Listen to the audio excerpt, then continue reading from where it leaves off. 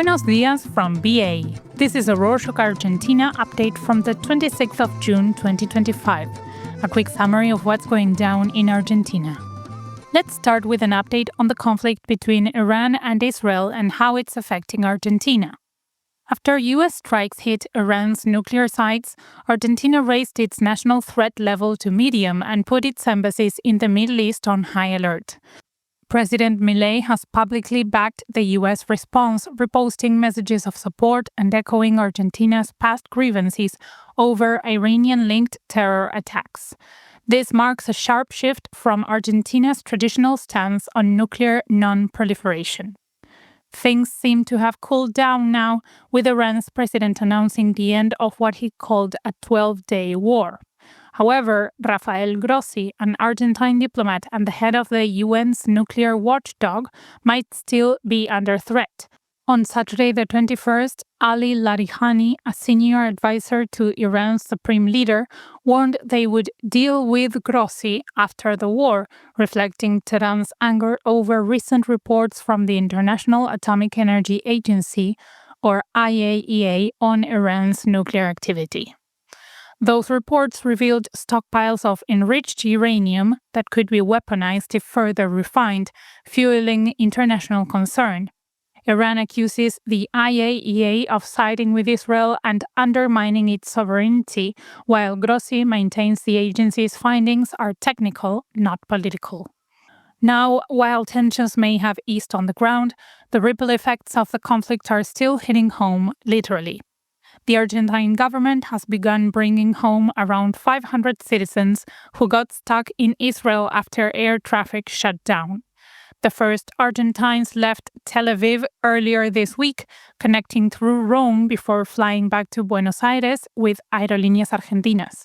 Each traveler covered their own expenses, and the operation was coordinated by Argentina's foreign ministry with approval from Israel. Back home, Argentina's economy is showing signs of recovery, but not as strongly as analysts predicted.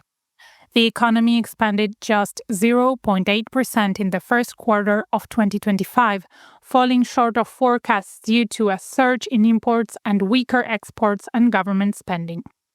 Still, this marked the third straight quarter of growth, and inflation cooled significantly, with May seeing the lowest monthly rate in 5 years. A new International Monetary Fund mission is assessing progress and might greenlight another $2 billion in funding. Unfortunately, the shy signs of recovery haven't reached the job market.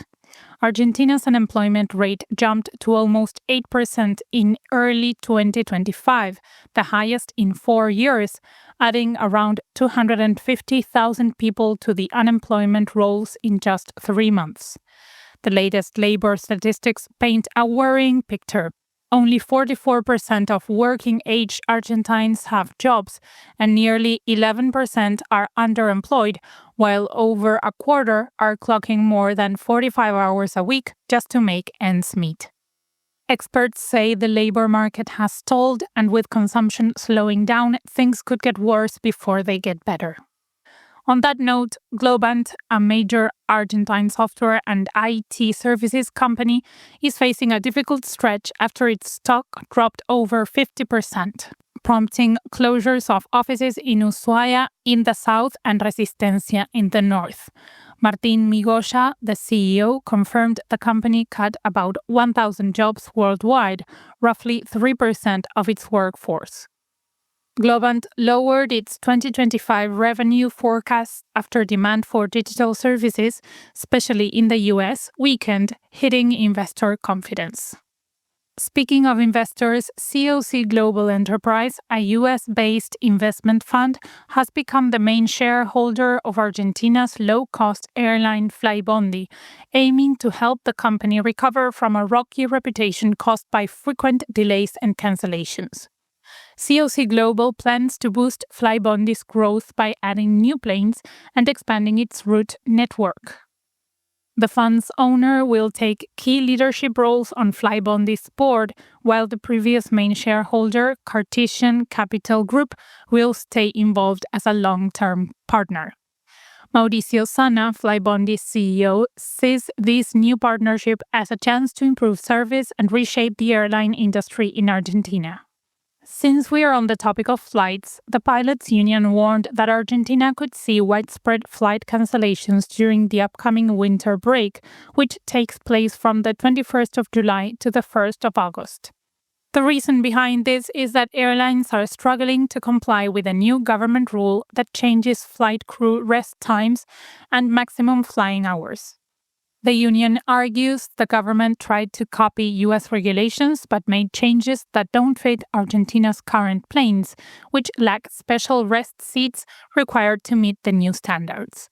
The union plans to fight the decree in court after recent strikes already caused major delays and financial losses for airlines like Aerolíneas Argentinas. In terms of tourism, there is a growing imbalance.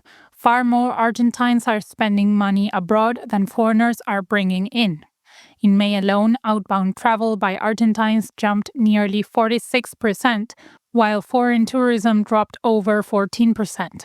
Experts blame the artificially strong peso, which has made Argentina surprisingly expensive even for locals, who now often find it cheaper to vacation overseas.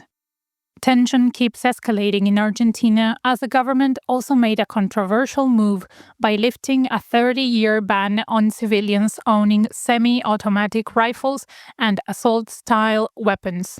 This change, pushed by President Milei, lets legitimate users buy and possess firearms that were previously restricted to the military. While Milei campaigned without promising full deregulation, his administration has steadily eased gun laws, lowering the minimum age to 18 and creating a fast-track online gun license process for sport shooters. Still, only a small fraction of Argentina's population currently holds a valid gun license, showing this shift could have wide-reaching effects. In other news, the Supreme Court has reignited a high-profile legal battle tied to the family of the former president Mauricio Macri, rejecting an attempt to remove judges from the Correo Argentino case. This long-standing investigation looks into a controversial 2016 debt deal between the state and Correo Argentino, a postal company once controlled by Mauricio Macri's family business. The dispute centers on allegations that the debt agreement heavily favored the company at the public's expense, with prosecutors accusing former officials and executives of fraud. Lawyers linked to the Macris alleged judicial bias from judges handling the case, arguing the process was politically motivated against the former president, but the Supreme Court dismissed those allegations and cleared the way for the case to continue. Shifting from political controversies to culture, Argentina's beloved comic strip character Mafalda has finally made her debut in the US market with a fresh English translation. Created by Kino in the 1960s, Mafalda is a sharp-witted, socially conscious girl whose humor and critiques captured the spirit of Argentina during turbulent times. Now published by Elsewhere Books, this release introduces English readers to Mafalda's world, where she tackles big issues like war, politics, and social justice with childlike curiosity and wit. The character's legacy runs deep in Argentine culture. On the other end of the genre spectrum, 1978, a 2024 Argentine horror film, is making waves and currently sits at number 3 on HBO Max worldwide. Set against the backdrop of the 1978 World Cup during Argentina's military dictatorship, the film follows soldiers who abduct young people during a match, only to discover too late that their captives are part of a sinister cult. As the torture begins, supernatural forces take hold, spiraling into a terrifying showdown where the line between victim and monster becomes blurred. If you can't watch a film without a snack, listen closely. The 2025 Argentine Alfajor Championship took place last week, featuring 3 days of tastings and treats from over 400 brands. Orense, a company based in the Quilmes neighborhood of Buenos Aires province, took the top prize for Best Industrial Alfajor for the second year in a row. You can find Orense's award-winning treats all over Buenos Aires and in other parts of the country. And that's it for this week. Thank you for joining us. Want to join our team as the Ocean Update Writer? Reach out to info@rorschach.com with Ocean Writer position in the subject and a short note on why you're excited to be a part of the team. Don't miss the full job description, links in the show notes. Nos vemos la próxima semana.